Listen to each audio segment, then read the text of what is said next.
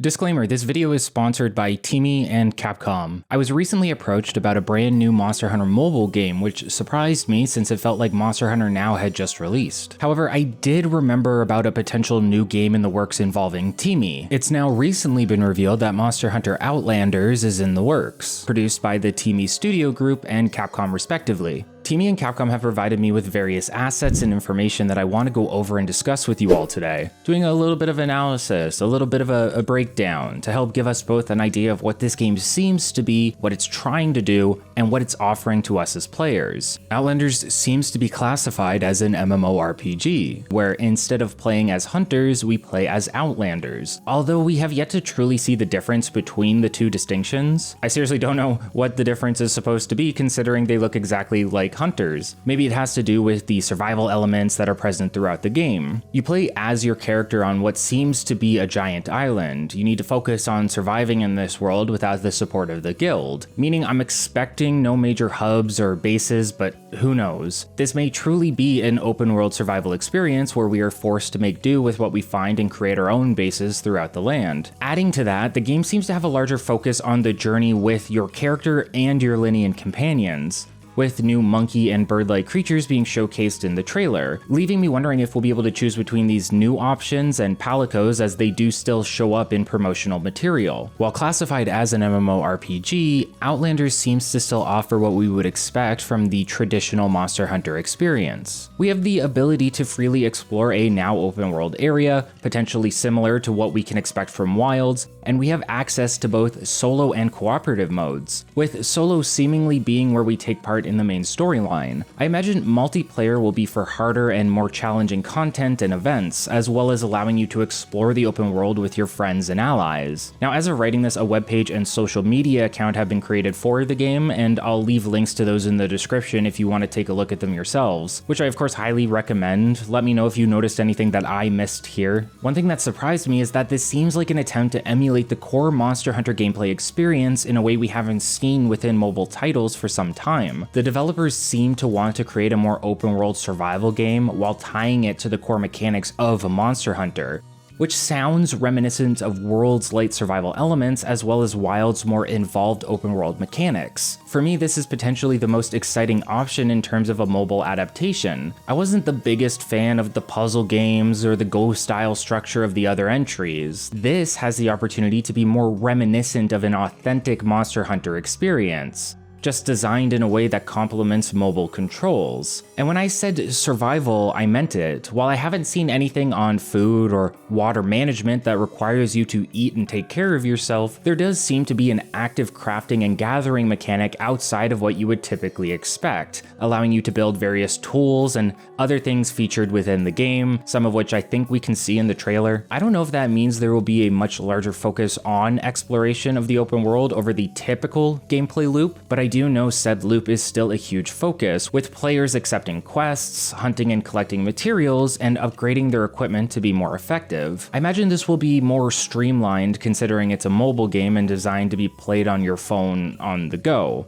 Or for me, on my computer, because I'm lazy and I don't like to go outside. The game is visually impressive to be sure, but I am of course the most interested in the core mechanics of it. For example, what is the battle system going to be like? I was initially worried we'd be locked into a battle in a pseudo arena, but this footage seems to suggest we may be able to run away and engage at will with monsters similar to mainline entries in the series. A lot of what World offers seems to be here, with small monsters attacking and eating others, large monsters roaming the world, and I am assuming weapons for us to choose from, as I am not currently sure what the full selection will look like. The environments seem completely new as well, with the adventure taking place on a brand new island that houses some special crystals that mutate the wildlife around them. I'm assuming we can expect some new, more difficult variations of your typical World cast to fight, leading to things like new equipment upgrade options, maybe augments, who knows. You can really see how it affects the monster visually, such as the tufts of fur on Rathian here. There seems to be a big emphasis on movement and exploring, with various crafted items being added to facilitate this, such as a glider, because, you know, these games all need gliders for some reason. That just seems to be a fact of them nowadays. I don't know why, but it is. It is, for some reason. I also noticed a giant machine that shoots a zip line into the environment, allowing you to quickly traverse to higher points of the map. Definitely seems like we've seen that somewhere before.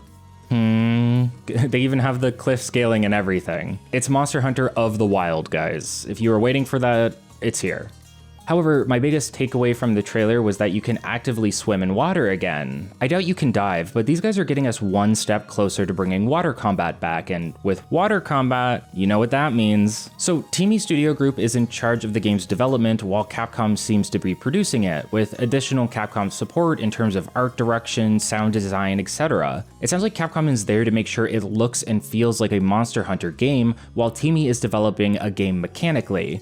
These are the same guys that made Call of Duty Mobile and Pokemon Unite as an example, plus many other mobile titles, although this seems to be their first foray into the open world experience. I believe we heard about this back in 2022, and then it went silent for a while, but development for the game began as early as 2020, meaning I'm expecting a very strong world aesthetic to this game similar to the more recent mobile releases we've seen. Think Monster Hunter Now or that Palico puzzle game that came out recently. Outlanders is shaping up to be an unexpected surprise, a game that seems to have everything we want from a mobile Monster Hunter while merging with the style of TiMi Studio Group's experiences. To be honest with you, I don't think I've played any game of theirs before. Maybe Pokemon Unite, I think I gave it a try, so I can't speak on them much, but I am at least excited for a more traditional Monster Hunter in a mobile environment. Since this video was sponsored, I'm going to be saving all of my major opinions for when the game is out and when I can get my hands on it, but I am at the very least more hopeful and excited for more competition within the Monster Hunter mobile market. I'm impressed with what I've seen so far, and I am eagerly looking forward to seeing more.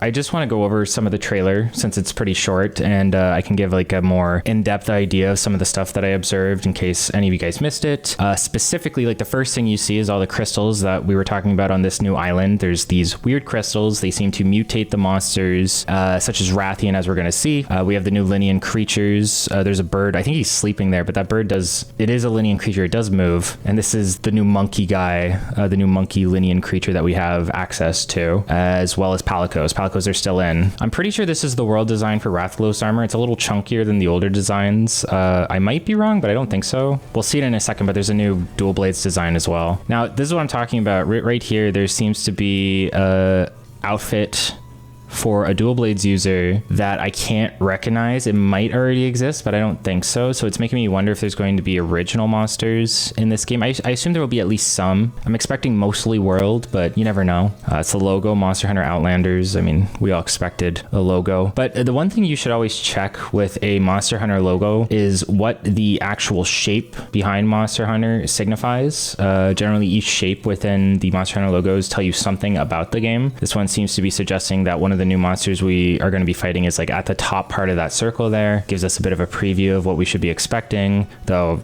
it doesn't really give us full details. This is the new area I was talking about. It seems to be a brand new island. And again, you can tell this was the start of development in around 2020 because it's so world coded.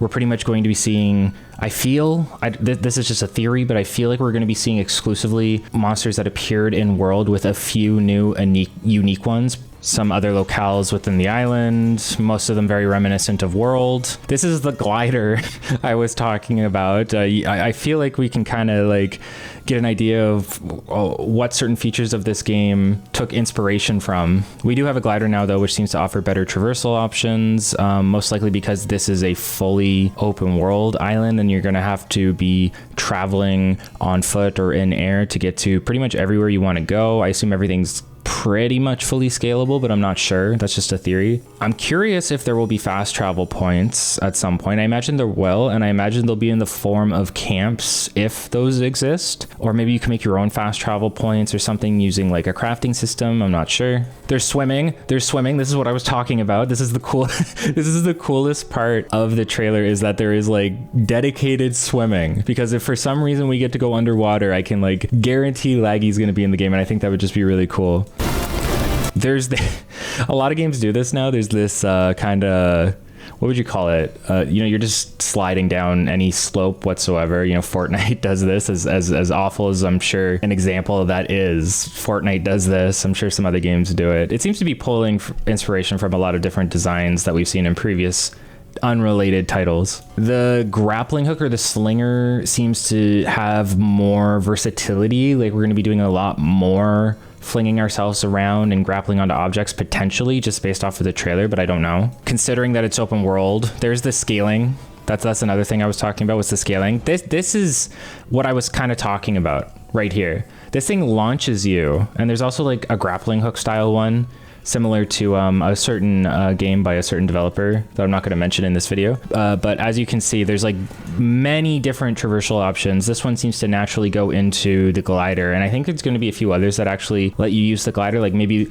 since this is a horizontal trajectory, there will be a vertical trajectory as well to help you get to different heights and stuff like that, instead of having to scale mountains, which I assume will use up our stamina similar to other games that do that. There seems to be a lot of vertical exploration here, and that seems to just be like one section of the map, and then we see the map, meaning I assume we'll have like a little journal we can open up. But yeah, Monster Hunter Outlanders coming soon to mobile. No release date just yet, but it is coming soon. If you enjoyed this little video and want to see more, be sure to leave a like and subscribe. Every little bit helps. And let me know what you're thinking about Monster Hunter Outlanders, what you are excited about and what you are wary of. I'm sure there's a lot of that. Do you think this has the opportunity to be the biggest Monster Hunter mobile title yet, or is it gonna be a big flop? Is it gonna crash and burn? Thanks so much for watching, everyone, and I'll see you in the next video.